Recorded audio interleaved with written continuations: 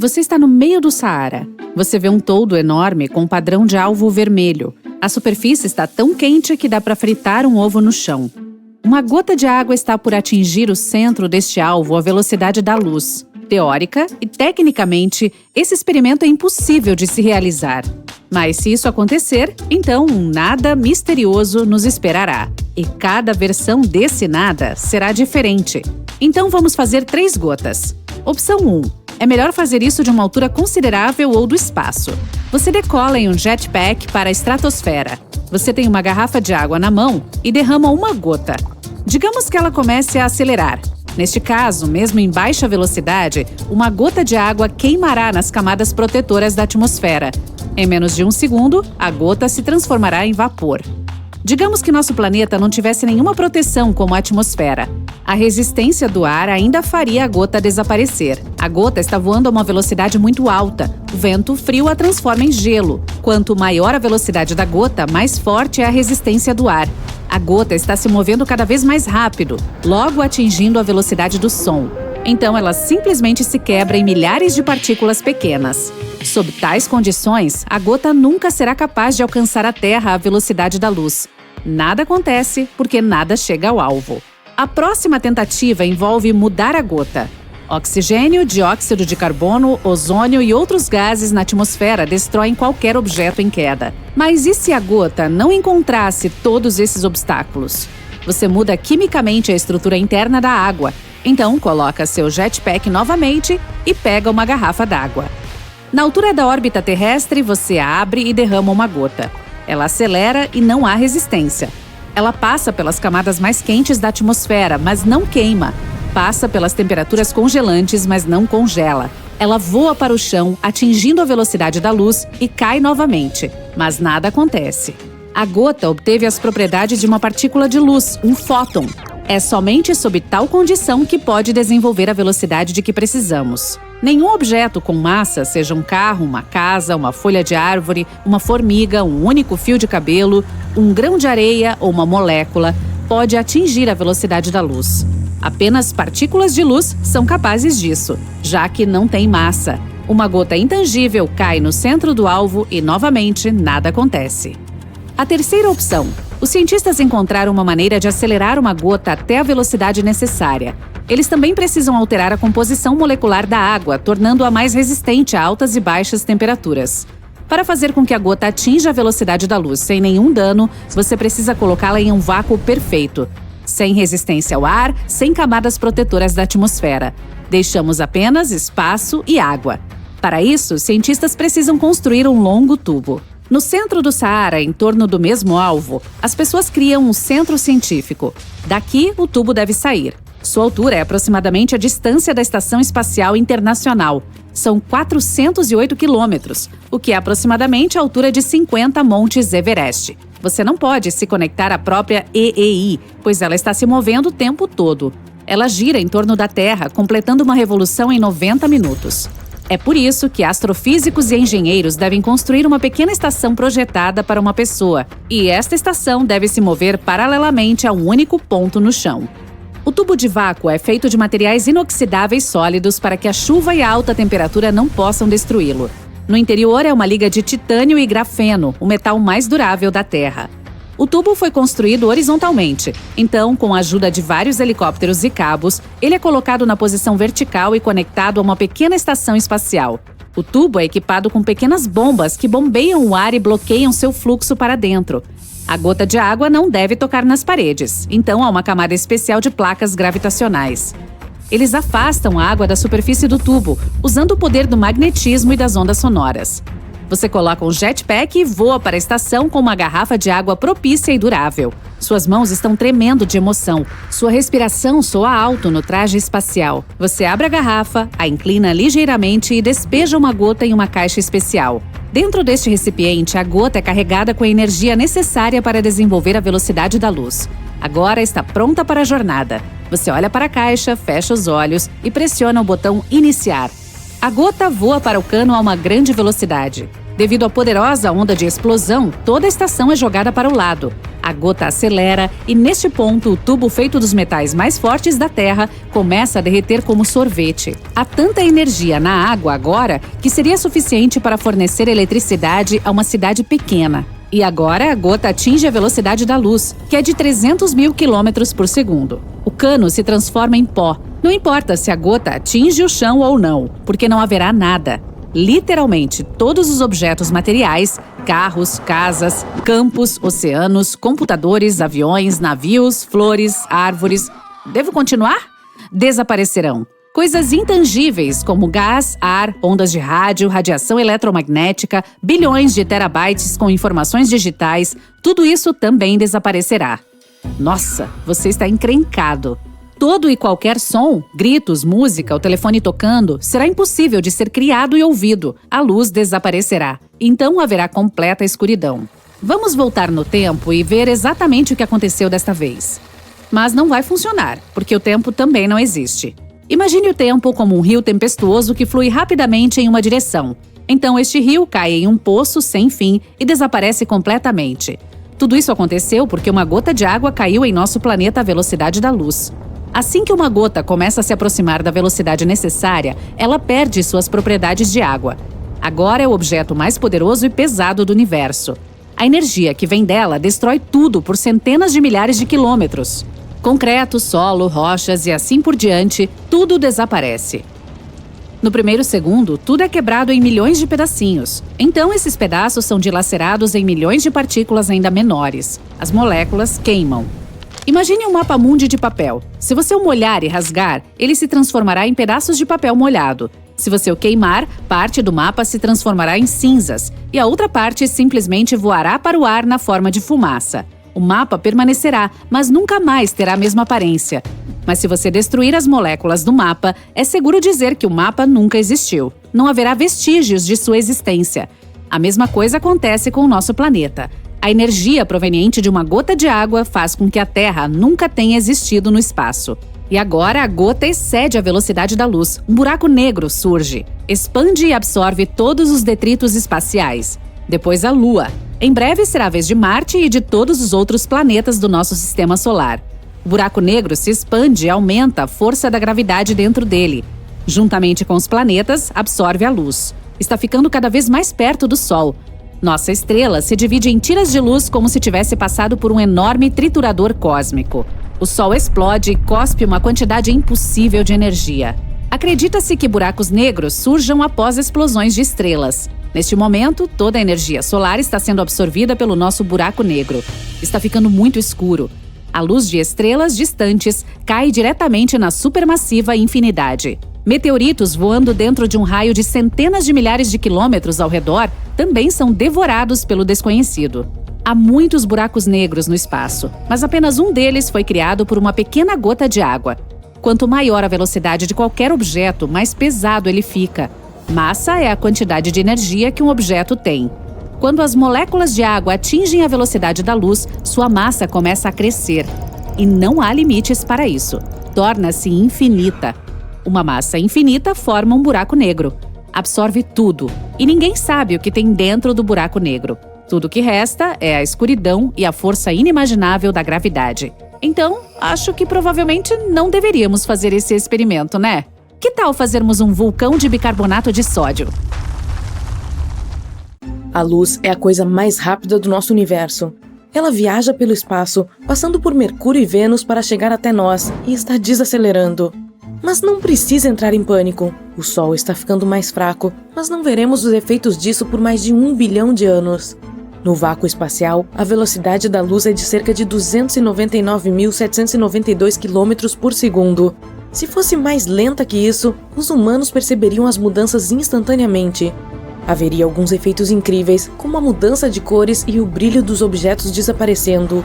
Também perderíamos algumas diferenças nos objetos do dia a dia, seu comprimento e forma. Os cientistas criaram uma simulação para ver o que aconteceria se a velocidade da luz fosse mais lenta. No vácuo, a velocidade da luz não pode mudar. Mas se a luz passa por diferentes materiais e objetos, ela altera a maneira como percebemos as coisas. A luz atua como uma onda e uma partícula, o que significa que é um comprimento de onda. A cor e a frequência são determinadas pela distância de crista a crista da onda.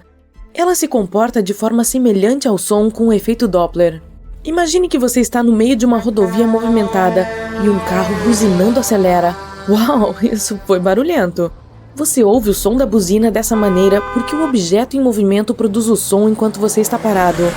A frequência e o tom parecem mudar, mas é apenas o som chegando ao seu ouvido mais rápido do que se você e o carro estivessem parados. A luz se comporta de maneira semelhante. Os comprimentos de onda mudam se a velocidade mudar. Mover-se em direção a uma fonte de luz e tornar o comprimento de onda mais curto mudará a cor para um tom azul e violeta. Se afastando da fonte de luz, você terá algo mais avermelhado.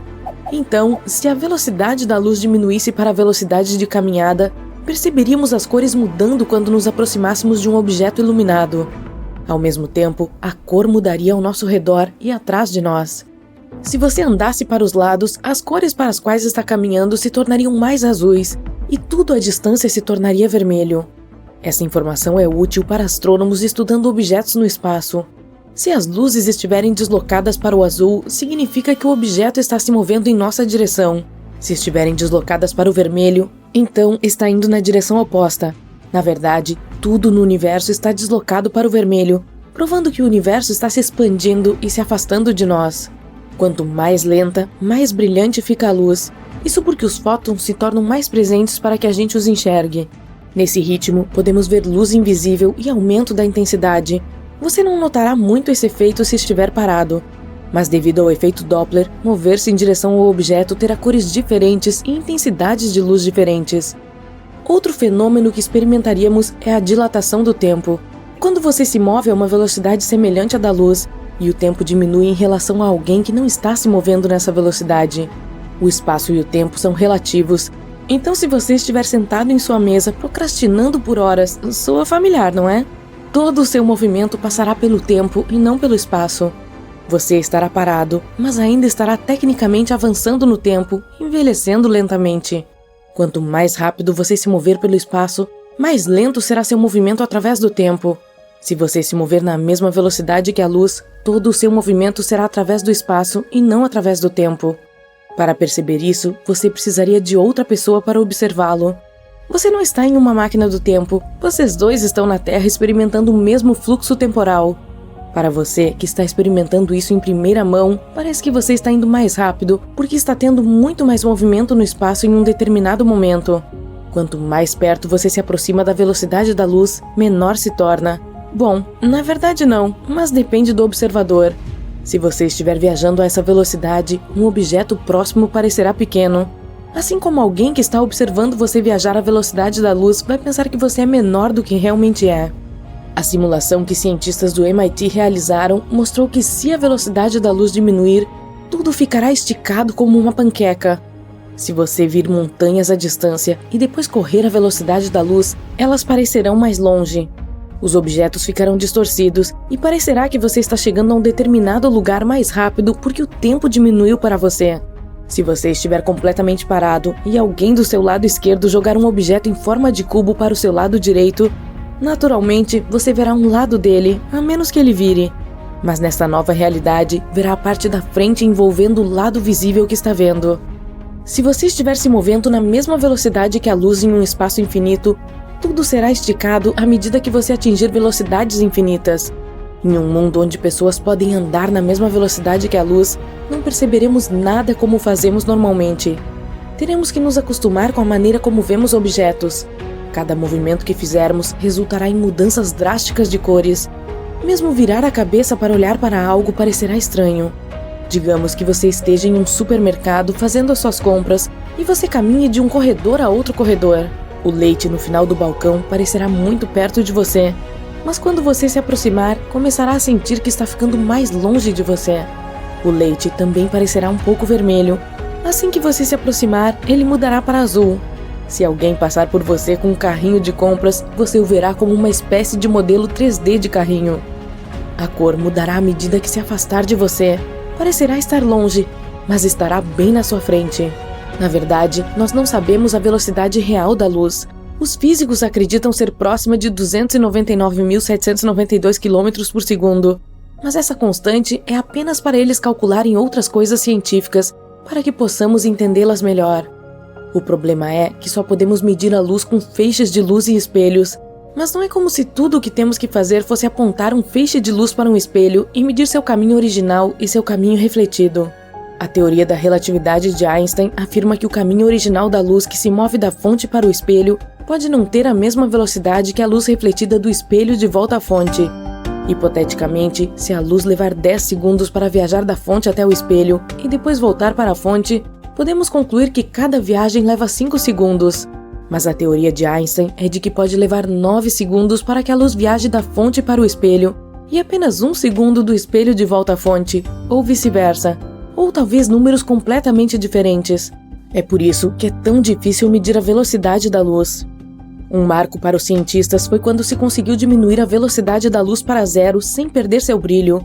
Isso foi feito usando nuvens atômicas ultrafrias de cristais fotônicos. Esses cristais são materiais perfurados com bilhões de pequenos orifícios onde a luz pode refratar. Mas e se vivêssemos em um mundo onde a luz parasse no meio do caminho? Você acorda uma manhã e sente que é o crepúsculo. Abre as cortinas e vê que muitas luzes do carro estão acesas, mas não são tão brilhantes. Você acende as luzes do seu quarto, mas sente que a lâmpada está se apagando. Então a troca por outra, mas ela não funciona. Você acende as luzes em todos os lugares da sua casa, mas tudo está apenas com uma luz fraca. Você fica confuso e tenta verificar se há algum problema na eletricidade da sua casa. Mas parece estar funcionando bem. Você verifica seus vizinhos e eles também têm os mesmos problemas. Mesmo especialistas na área não conseguem entender o que está acontecendo. As horas passam e é tudo a mesma coisa. Toda a luz do mundo parece ter congelado no meio do caminho. Seu telefone está com pouco brilho, mesmo que você o coloque no máximo. Tudo está ficando mais escuro. Com as notícias, você fica sabendo que esse é um problema global. A luz está diminuindo lentamente e logo não haverá mais luz no mundo. Você decide esperar enquanto todos os outros estão em pânico. Atenção! Atenção! Pessoas de todos os países e cidades do mundo! Um asteroide gigante está se aproximando da Terra. Agora, sua velocidade está muitas vezes maior do que a do som. E a cada dia que passa aumenta mais. Assim que ele entrar em nosso sistema solar, passará perto de Urano, Saturno, Júpiter e Marte. Os campos magnéticos desses planetas também farão o asteroide acelerar mais. E a Terra será seu destino final. A colisão é inevitável. Segundo os cientistas, um meteorito do tamanho do Monte Everest pode destruir nosso mundo inteiro. O desastre acontecerá daqui a 350 dias. O pânico toma conta das ruas. As pessoas compram e constroem abrigos. Os cientistas e astrônomos ao redor do globo todo se reúnem para buscar uma solução. A única forma de evitar a colisão é destruir o objeto espacial. Sim, um foguete poderoso pode partir o asteroide em milhares de pedacinhos. Aí, uma chuva de meteoros nos atingiria da mesma forma, mas seria bem melhor que a destruição total de nossa casa. Em menos de um ano, as pessoas constroem vários foguetes poderosos. Depois, usando os melhores telescópios disponíveis, os astrônomos criam um sistema único de navegação. E agora, só nos resta esperar o asteroide entrar em nosso sistema solar. Todas as pessoas começam a se mudar para um continente onde há abrigos de alta tecnologia para todos. É impossível prever os danos, então é melhor esconder todos em um lugar super seguro para esperar a colisão. A hora chegou. O asteroide passa por Urano. A velocidade aumenta. Agora, o colossal objeto espacial está se movimentando 10 vezes mais devagar que a velocidade da Lua. Os cientistas lançam foguetes no ar. O asteroide passa por Saturno e destrói parte de um anel. A trajetória está mudando. Ele chega perto de outros planetas, fazendo um trajeto em zigue-zague. Ganha velocidade e agora parte rumo à Terra. Os foguetes deixam um longo rastro de fogo para trás e alcançam a velocidade do som. Eles estão se aproximando cada vez mais do objeto. Perto de Marte, a colisão acontece. O foguete atinge o alvo. O asteroide explode e vira milhões de pedaços. Todos voam para direções diferentes. A Terra está a salvo. Nesse momento, os satélites terrestres registram uma enorme explosão de energia. Uma pequena parte do asteroide está partindo rumo à Terra. Ela é pequena, mais ou menos do tamanho de um grão de areia. Mas a explosão acelerou essa partícula que agora está voando rumo à Terra a uma velocidade de 297 mil km por hora, o que corresponde a 99% da velocidade da luz. Nesse ritmo, o grão tem quase o mesmo poder destrutivo que o asteroide inteiro tinha. ele está se aproximando da Lua e daqui a poucos segundos atingirá nosso planeta. Todas as pessoas estão esperando e mal conseguem respirar de tanta ansiedade. O pequeno fragmento ganhou esse poder incrível por causa das leis da física. Quanto maior a velocidade de um objeto, mais massa e energia ele tem. Quando o grão de areia alcança uma velocidade próxima da luz, sua energia e massa começam a aumentar significativamente. Nem dá para vê-lo de tão minúsculo, mas lá dentro ele tem a massa de um continente inteiro. Se atingir a velocidade da luz, terá massa infinita. Aí um buraco negro surgirá. E nesse caso, todas as coisas vivas e até as inanimadas do planeta desaparecerão. Árvores, mares e oceanos, todas as cidades, países e continentes. O ar, o som, a atmosfera, qualquer molécula da Terra, tudo será absorvido pela incrível força gravitacional do buraco negro. Então, quando não houver mais rastros do nosso planeta, o buraco negro sugará a Lua. Sua força gravitacional crescerá e absorverá outros planetas do Sistema Solar. Nossa estrela será dividida em milhares de faixas, como se fosse um espaguete, e emitirá uma quantidade tremenda de energia.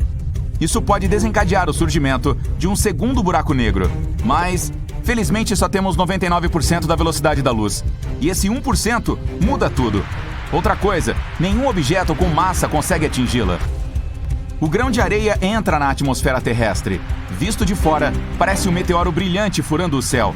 Ele se aquece, atravessando as camadas da atmosfera. Nuvens a um raio de centenas de quilômetros pegam fogo. O céu se torna claro como um cristal.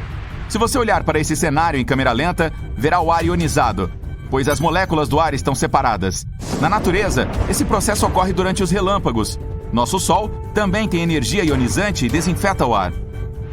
O meteorito deixa um buraco de ozônio atrás de si. Então agora esse lugar não está mais protegido da radiação espacial e da luz ultravioleta. O grão de areia voa direto para o meio do Oceano Antártico. O continente mais próximo da explosão é a Antártica.